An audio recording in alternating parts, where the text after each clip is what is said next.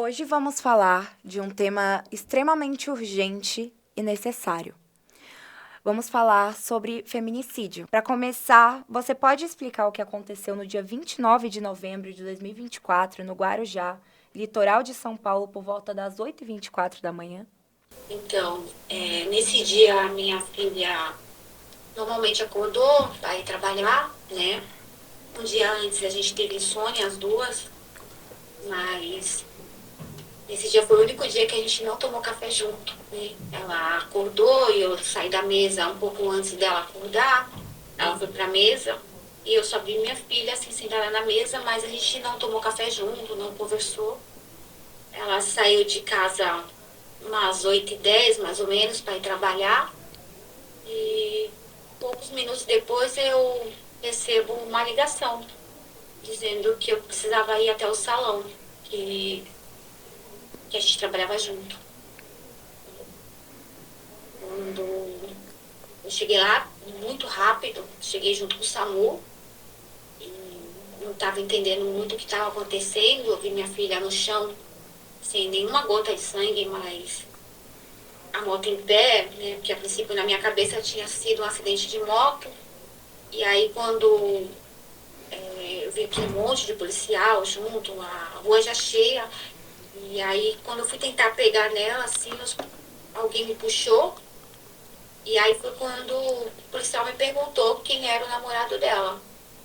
E aí ela tinha um namoro recente de 17 dias. Eu falei o nome dele. E logo em seguida ele perguntou quem era o ex.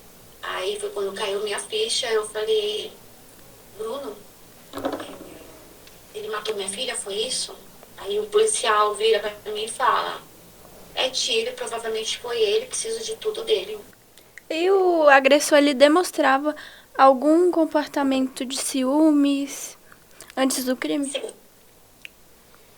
desde o início, né? Ele sempre tinha muitos ciúmes dela.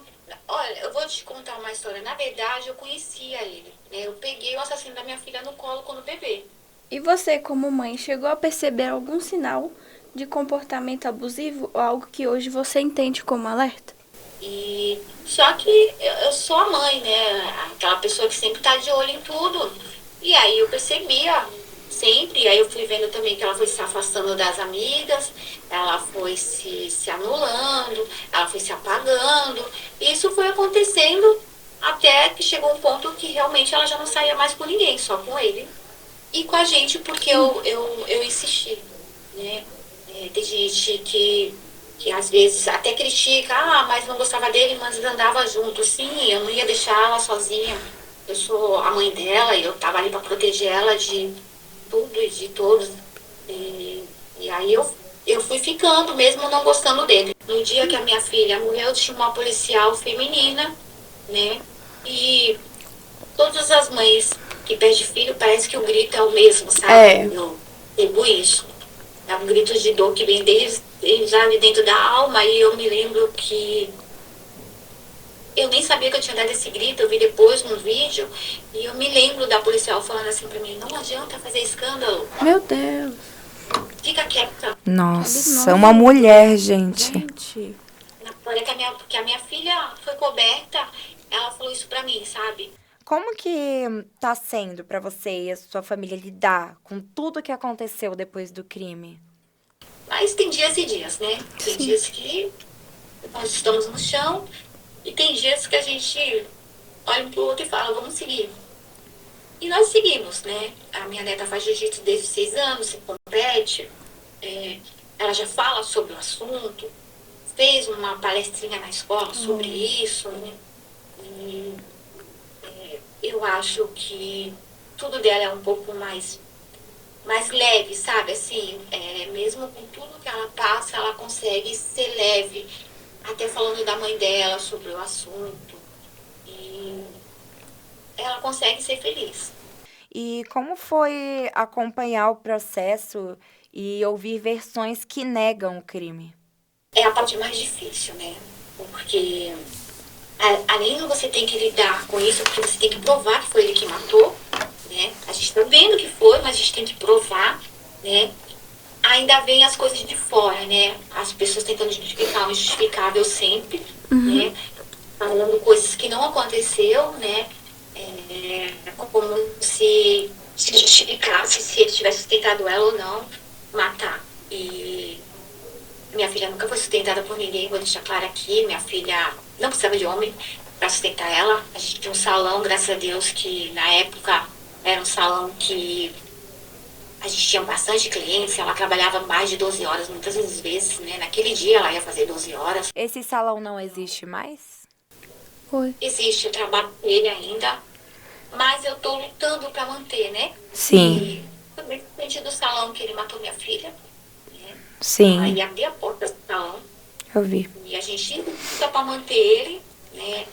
Na verdade, eu já estava saindo de cena, eu já estava querendo me aposentar, cuidar só da minha neta. Sim. Então, ela era a cabeleireira lá, ela era marketing, ela era tudo. E aí isso acabou que eu tô ali, trabalhando, porque eu não consigo fechar, para te falar a verdade, eu sinto ela ali dentro, pra mim. Sim. Pra mim ali, ela, tudo que foi montado foi do jeitinho dela, do gosto dela. Então, eu ainda não consegui aí, quanto à justiça, a gente já deu vários passos, né? Conseguimos prender ele. 47 dias depois, ele estava em Punta Porã, né? Sim. E depois disso, ele fez algumas coisas aí, que ele tentou pôr uma tatuagem na mão, dizendo que tem desde 2017, que não poderia ter ele, né? Nossa.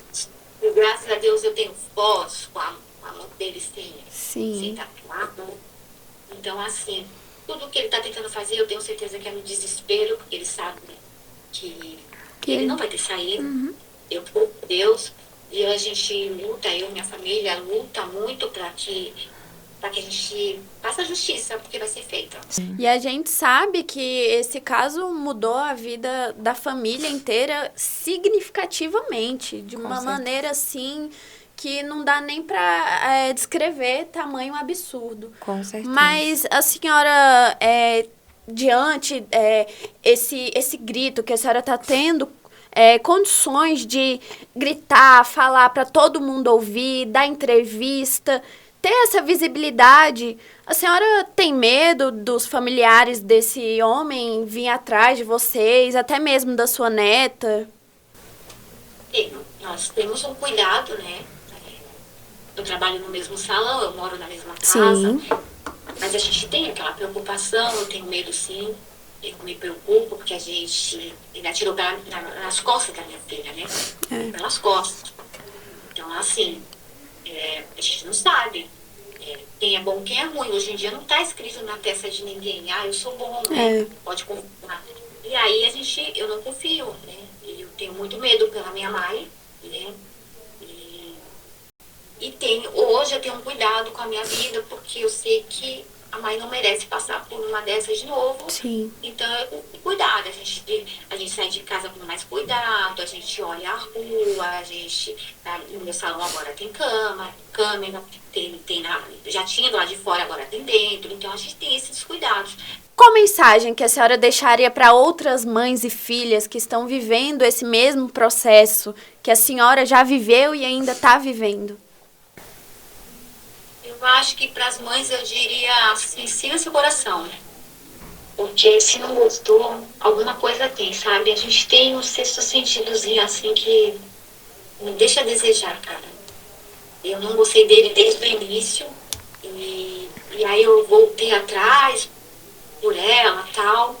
Mas eu sabia que ali, lógico que eu não sabia que ia chegar uma tragédia de matar, mas eu sabia que ele ia judiar a minha filha. E eu acho que a gente tem que seguir nosso instinto. O que puder fazer, eu vejo algumas declarações de mulheres que falam assim, nossa, eu consegui fugir, eu fui para outro país, eu fui para outro estado. E a gente consiga fazer isso, sabe? Tirar elas desse... Porque, na verdade, elas não estão bem. As meninas que estão passando por isso não estão bem, elas acham que amor ele não é. E para as meninas, assim, não permita, gente. Isso não é amor. Eu fiz um vídeo até que eu falava assim, sabe? Se um cara fala pra você tirar o seu vestido, pra você é normal isso? Não é normal. Tirar seu batom é normal? Não é. Então, a gente tem que entender que isso não é amor. Porque mesmo com dor, eu não consigo nem imaginar a dor que a Elisângela sofre, ela tira uma força pra gritar, pra falar, gente, vamos prestar atenção no que tá acontecendo. Agradeço a todos que assistiram até o final e escutaram a história da Elis. Tchau, tchau, até a próxima.